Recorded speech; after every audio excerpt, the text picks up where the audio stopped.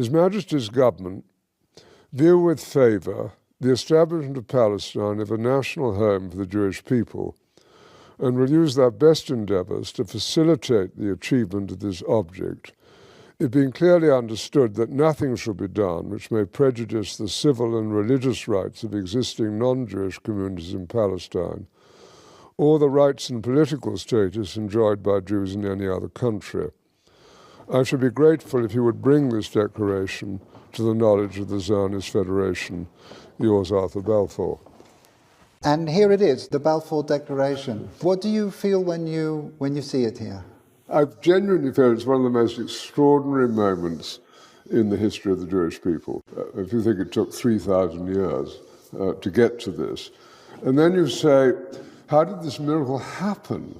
It's the most incredible piece of opportunism. I mean, if you think you had an impoverished would-be scientist, Chaim Weizmann, who somehow gets to England, meets a few people, including members of my family, seduces them. He has such great charm and conviction.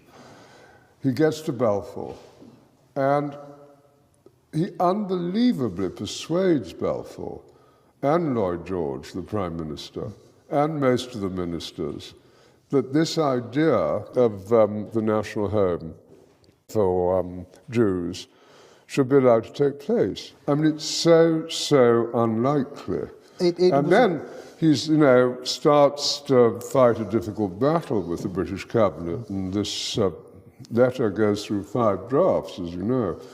And in the end, it comes out as a rather compromising letter. I mean, the essential point is there for the Jewish community to fasten on to.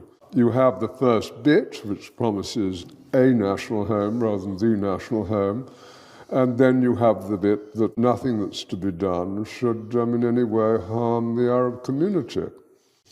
But you come back to the big point, which is that this is perhaps the greatest event in Jewish life for thousands of years. And it's a miracle.